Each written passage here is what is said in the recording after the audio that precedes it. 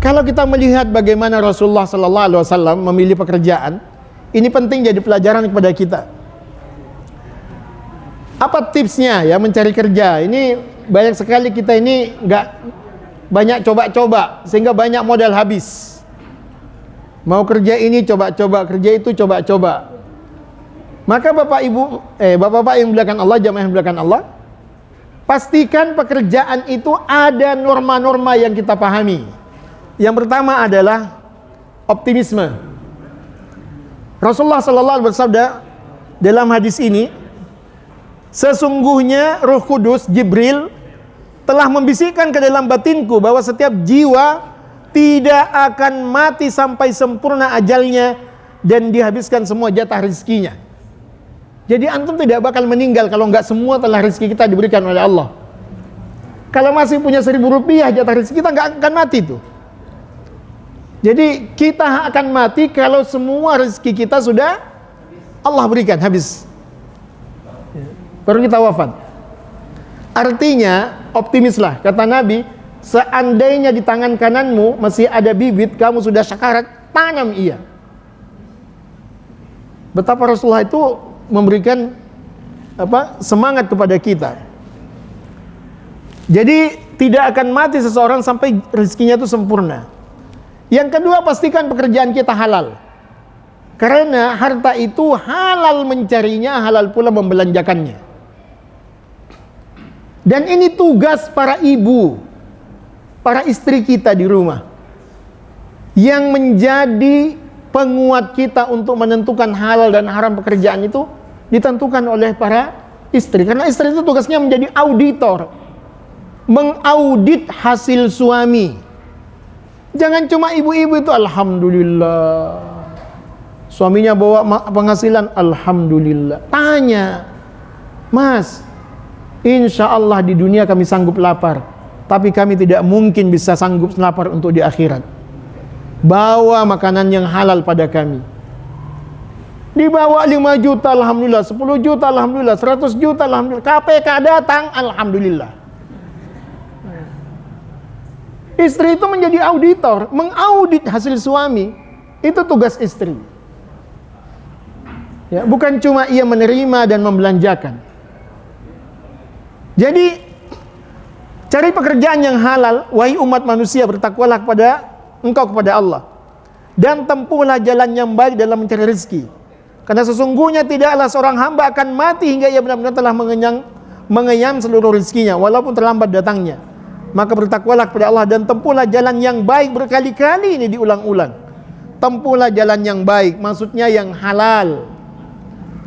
Rasulullah sallallahu alaihi wasallam bersabda, ayyul kasbi atyab? Qala amalu rajuli biyadihi wa kullu bai'in mabrur. Ya Rasulullah, mata pencaharian apa yang paling baik? Maka Nabi katakan, pekerjaan seorang laki-laki dengan tangannya sendiri dan setiap jual beli yang mabrur. Profesional dan dagang. Profesional dan dagang. Jadi kalau kita jadi tukang jam, tukang servis, apa saja, itu pekerjaan paling mulia. Kemudian yang kedua, dagang. Nabi pernah jabat tangan sama Sa'ad. Ketika jabat tangan, terasa tangan Sa'ad itu begitu kasarnya. Kata Nabi, ya Allah, kenapa tanganmu ini Sa'ad? Maka Sa'ad mengatakan, ya Rasulullah, ini karena aku setiap hari mencangkul di kebunku sampai melepuh tanganku. Kemudian ditarik tangan itu oleh Nabi, dicium oleh Rasulullah. Hanya orang yang keras, hanya orang yang kerja keras, sampai ia kapalan ya, sampai dia tebal, hanya tangan seperti itu yang dicium oleh Nabi. Nabi katakan sambil mencium, hadzal yad, tangan ini, tangan yang dicintai oleh Allah dan Rasulnya. Jadi seandainya hidup Rasulullah dan melihat tangan-tangan kita yang kapalan ini, Masya Allah, bukan kita yang mencium Nabi, tapi kita dicium oleh Nabi. Begitu bangganya Rasulullah Sallallahu Alaihi Wasallam dengan antum yang kuat bekerja, yang kerja keras luar biasa. Bukan kaki yang kapalannya, Catur itu juga bikin kapalan itu. Ya. Kemudian, nah, jauhkan diri dari meminta-minta. Ini keras sekali nih hadisnya.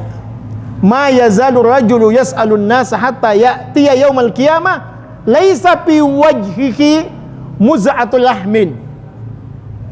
Jika seorang meminta-minta atau pengemis, jika meminta-minta pengemis itu pada manusia, ia datang nanti pada hari kiamat tanpa memiliki sekerat daging di wajahnya.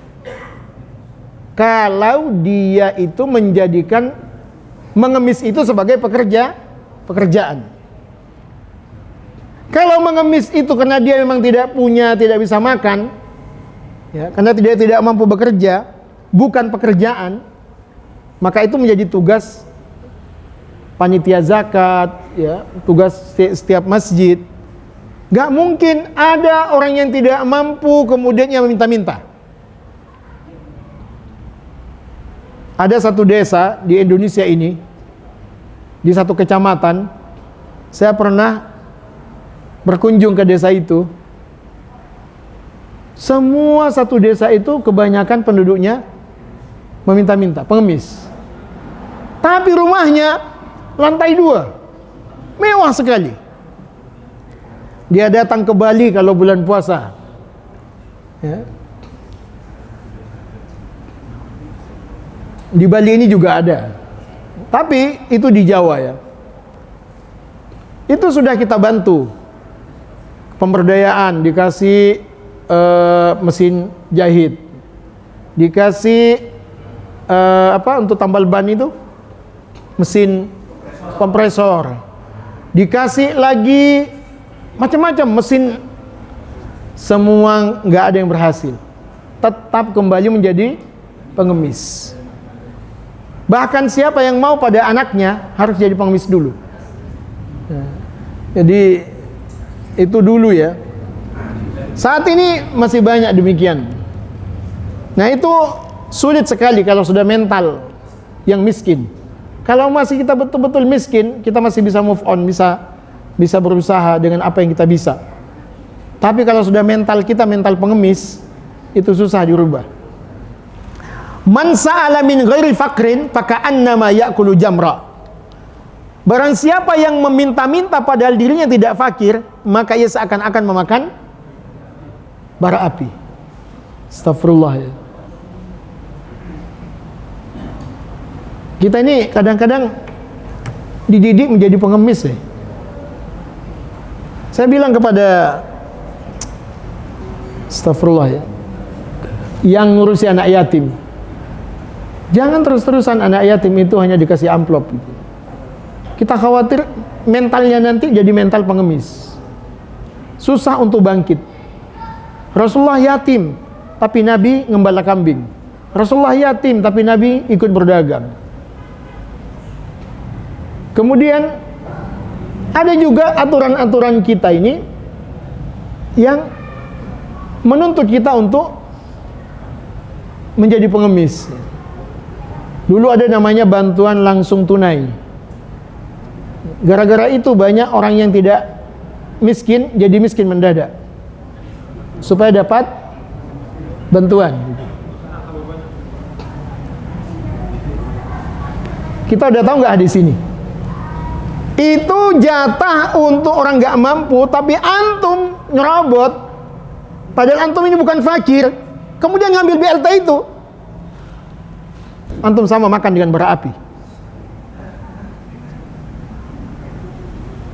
Susah Ustaz, gimana Ustaz? Saya nggak minta tapi dikasih. Ya karena RW teman, ya RT teman.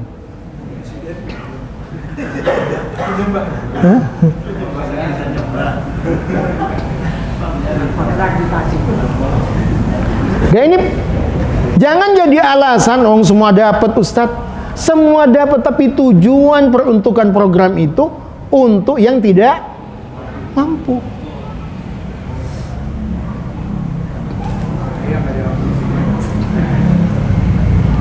Oh maksudnya itu Ustaz tidak mampu mendapatkan itu, ya. tidak mampu menolak, ya. Mantap itu. Jadi, nauzubillah. Man sa'ala min ghairi faqrin faka'annama ya'kulu jamra, kata Rasulullah. Siapa yang meminta-minta padahal dia bukan orang fakir. Ini fakir loh ya, bukan miskin. Miskin antum belum waktunya untuk meminta-minta. Fakir baru antum boleh meminta-minta. Fakir itu tahu dia nggak punya pekerjaan, nggak punya penghasilan, dan nggak memiliki apa-apa. Sudah nggak punya pekerjaan dan nggak punya apa-apa. Kalau miskin itu sesekali aja antum nggak punya apa-apa, nggak cukup, itu miskin. Miskin itu kalau kebutuhan antum 10 juta, gaji antum cuma 5 juta, itu miskin. Orang fakir itu sudah nggak punya apa-apa, nggak punya pekerjaan dan nggak punya apa-apa. Maka inilah tugas para donatur dan zakat ya, untuk memperhatikan orang fakir. Cari pekerjaan yang tidak menyengsarakan orang lain. La yahtakiru illal khati, kata Rasulullah. Tidak boleh menimbun barang, jika tidak maka termasuk orang yang berdosa. Nauzubillah, banyak orang menimbun barang itu sengaja supaya barang itu langka dan mahal harganya. Ya, terkena kemudian ada isu bahwa di kabupaten ini mahal nggak ada bensin, ia timbun bensin. Kalau pekerjaan itu menyengsarakan orang lain, maka kita menimbun barang itu berdosa. Utsman ketika ia datang dengan semua kafilah dagangnya, langsung disambut oleh pedagang-pedagang Quraisy. Kami akan ngasih keuntungan kamu 2 kali lipat. Kata Utsman, belum. 4 kali lipat, sampai 8 kali lipat. Kata Utsman, ada nggak di sini yang bisa ngasih keuntungan padaku 70 kali lipat? Siapa itu? Dibaca ayatnya oleh Utsman. Ya, alladzina yunfikuna fi sabil kamasali habbatin ambatat sab'a sanabil wa fi kulli sumbulah mi'atu habbah. 700 kali lipat, kata Utsman. Aku berikan pada Allah dan Rasulnya. Padahal pada saat itu mesin paceklik. Pedagang semua nyonsong Utsman.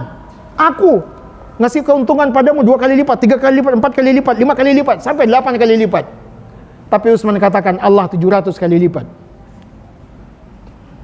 Kalau kita menjadi pedagang saat itu, ngambil keuntungan sebesar-besarnya, sebanyak-banyaknya. Tapi Utsman terbalik. Pada saat ini umat lagi membutuhkan, kata Utsman. Inilah pahala yang paling baik kalau kita memberikan sesuatu yang paling dibutuhkan. Itu pahala paling besar. Nggak kayak kita kalau datang ke teman kita sakit, dijenguk, dibawain jiko, dibawain donat. Orang kencing manis bawain donat. Nggak sesuai dengan apa yang dia butuhkan. Itu pun diupload, dipoto lagi dengan dia. Ya Allah, orang sakit ini bilang enak yang jaga. Jadi apa yang kita berikan itu pada orang lain, pahalanya ditentukan oleh apa? Keikhlasan kita dan kalau barang itu dia butuhkan. Jangan orang tenggelam, antum kasih emas 2 kilo, makin dia. Jadi ini pelajaran bagi kita ya. Dan Masya Allah, pekerjaan itu jangan sampai menyengsarakan. Kemudian yang terakhir, orang yang mencari pekerjaan itu tidak boleh sepi dari doa. Jadi ikhtiar, doa, tawakal. Ikhtiar, doa, tawakal. Rukun ikhtiar itu jamaah bukan Allah. Rukun tawakal itu satu ya. Tawakal itu harus ada ikhtiarnya. Tawakal itu harus ada ikhtiyatnya. Jangan sekali-kali kita bertawakal nggak ikhtiyat, nggak hati-hati. Orang yang bertawakal itu juga harus ada ya, doanya terus ya, berdoa kepada Allah. Nggak boleh kita tawakal tanpa doa.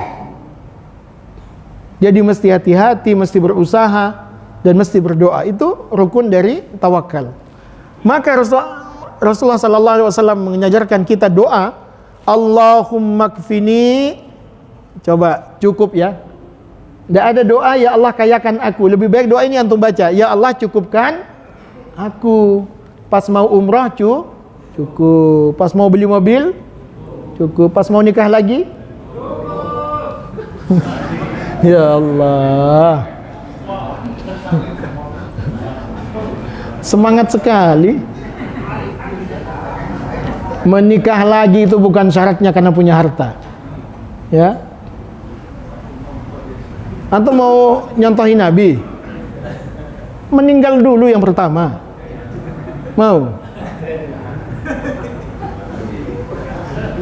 Katanya mau nyontoh Nabi, ya tunggu dulu. Jangan Ustaz. Astagfirullah. Jadi Allahumma kfini bihalalika an haramika wa aghnini bifadlika amman siwak. Ya Allah, cukupkanlah aku dengan yang halal dan jauhkanlah aku dari yang haram, dan cukupkanlah aku dengan karuniamu dari bergantung pada selainmu. Ini doa yang paling baik dalam mencari rezeki, karena diawali dengan apa yang mencukupkan kita. Mudah-mudahan kita hanya cukup dengan yang halal. Dan tidak boleh kita tidak bekerja. Rasulullah sallallahu alaihi wasallam sabdakan, kafa bil mar'i isman, orang yang enggak mau bekerja itu dosa. Orang yang malas itu dosa, orang yang lalai mencari nafkah itu dosa. Isman. Ya, kafa bil mar'i isman ay yadayya man yaqut. Seseorang cukup dikatakan berdosa jika ia melalaikan orang yang ia wajib beri nafkah.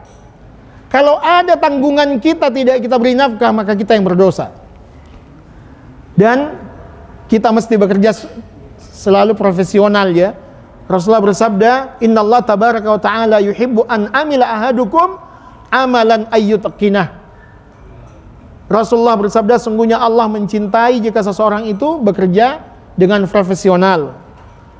Profesional itu apa? Jujur dan berintegritas, cerdas, memiliki kreativitas, empati, penuh peduli, ikhlas, penuh cinta, visioner, mengutamakan kerjasama.